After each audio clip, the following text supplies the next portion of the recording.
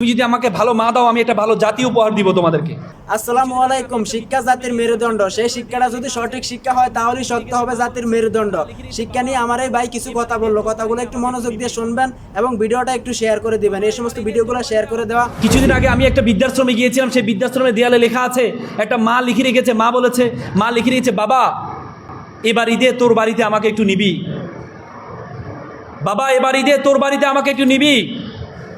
একটি ভয়ঙ্কর ভাষা, ভয়ঙ্কর ল্যাঙ্গুয়েজ ব্যবহার করেছে।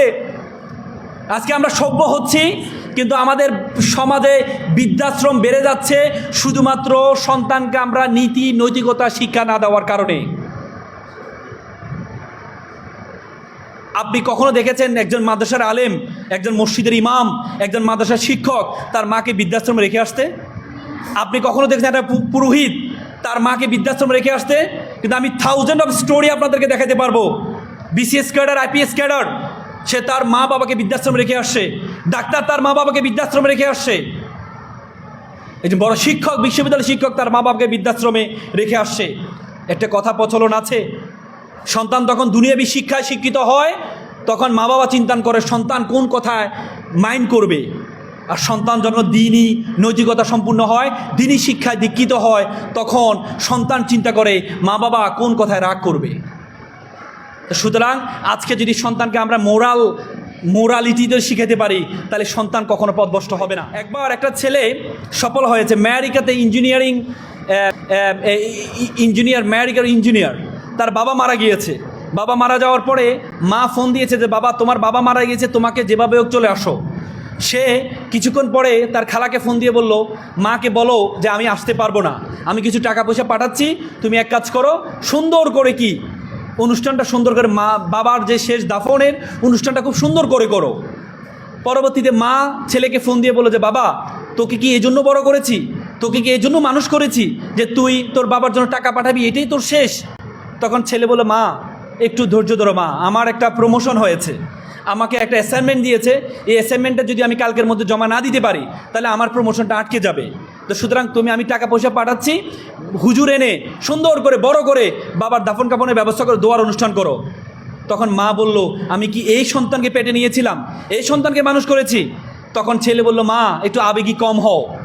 আমি যখন ক্লাস 4-এ পড়ি তখন আমার দাদা মারা গিয়েছিল, আমি দাদার লাশের পাশে কান্না করছিলাম, তুমি আমাকে জোর করে স্কুলে পাঠিয়েছিলে, তুমি আমাকে বলেছিলে মৃত্যু মানুষ বরণ করবেই, এটাই স্বাভাবিক, বৃদ্ধ হলে মানুষ মারা যাবে, কিন্তু ক্যারিয়ারের সাথে কোনো কম্প্রোমাইজ করা যাবে না। তুমি আমাকে ছোটোবেলা শিখিয়েছিলে ক্যারিয়ারের সাথে কোনো কম্প্রোমাইজ করা যাবে না, আমি সেটি শিখেছি। আমি এখনও মনে করি তোমার সে কথাটা আমার মাথায় এখনও গেঁথে আছে যে ক্যারিয়ারের সাথে কোনো কম্প্রোমাইজ করা যাবে না। তো সুতরাং আপনি আপনার সন্তানকে যেটি শিখাবেন সন্তান সেভাবে বড় হবে। এটিকে বলে লার্ন বিহেভিয়ার। একবার একটা ছেলে খুব ভালো আচরণ করে, স্কুলের শিক্ষকরা জিজ্ঞেস করলো তুমি এত ভালো আচরণ কিভাবে করো? তখন সে সন্তানটি বলল যে আমি ভালো আচরণ, আমার পরিবারের সকলেই এভাবে আচরণ করে। তার মানে শিশুরা শিখে লার্ন বিহেভিয়ার, আমাদের বিহেভ থেকে শিখে, আমরা কি করি, আমরা কি বলি, আমরা তাকে কিভাবে অ্যাপ্রোচ করি। তো সুতরাং আপনাদের প্রত্যেকের যেই পরবর্তী জেনারেশন আসবে এটি নির্ভর করবে আপনি কতটুকু মেধাবী, আপনার মেধা আপনার মাথায় আপনি কতটুকু ঢুকিয়েছেন সেটার উপর নির্ভর করবে। তার চেয়ে বড় কথা হচ্ছে আপনাদের আজকে you must mind it, this is the beginning, you must mind is the beginning, the very very beginning of your journey. আপনাদের জীবন মাত্র শুরু হয়েছে, এই শুরুর জীবনে আপনার যদি মনে করেন এই যে শুধু রান্না করবেন, ভবিষ্যতে রান্না করবেন, পরিবার চালাবেন, তাহলে হবে না। নেপোলিয়ন একটা সুন্দর কথা বলেছে, if you give me good mother I will give you good nation. তুমি যদি আমাকে ভালো মা দাও, আমি একটা ভালো জাতি উপহার দিব তোমাদেরকে। যদি আপনি একটা ভালো মা হওয়া যায়, একটা শিক্ষিত নৈতিকতা সম্পূর্ণ মা হয়, তাহলে তার সন্তান নৈতিকতা সম্পূর্ণ হয়। আজকে মাদ্রাসার বিভিন্ন সময় তোমরা দেখো যে মাদ্রাসার মানুষদেরকে একটু অন্যভাবে মানুষ তাকায়, ঠিক না? বলে যে ধনীর ছেলেরা মাদ্রাসায় পড়ে না, গরিবের ছেলেমেয়েরা মাদ্রাসায় পড়ে, কিন্তু এটা সত্য।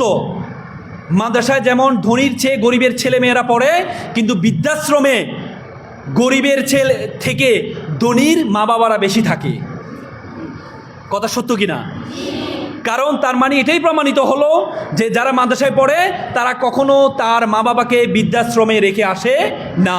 ভাইয়ের কথাগুলো কিন্তু একদম সত্য ছিল। বর্তমান সময়ে দেখেন যারা মাদ্রাসাতে লেখাপড়া করে তাদেরকে ভালো চোখে দেখা হয় না, তাদেরকে বলা হয় ছোট লোকের বাচ্চা, গরিবের ছেলে মেয়েরা মাদ্রাসাতে লেখাপড়া করে, সমাজের মাঝে তারা অবহেলিত। কিন্তু দেখেন যে সমস্ত ছেলে মেয়েকে কলেজ ভার্সিটিতে লেখাপড়া করে তাদেরকে বলা হয় বড় লোকের ছেলে মেয়ে, বড় লোকের সন্তান। পরে শেষে দেখা যায় সেই বড় লোকের সন্তানরাই বৃদ্ধা বয়সে বাবা মাকে বৃদ্ধাশ্রমে রেখে আসে। আর কয়জন গরিবের সন্তান মাদ্রাসাতে লেখাপড়া করে বৃদ্ধা বয়সে তার বাবা মাকে বৃদ্ধাশ্রমে রেখে আসতে দেখেছেন? তো ভিডিওটা এই পর্যন্তই ছিল। ভিডিওটা বেশি বেশি শেয়ার করে দেবেন। এরকম ভিডিওগুলো শেয়ার করা দরকার আছে ভাই। ভিডিওটা একটু শেয়ার করে দেন প্লিজ।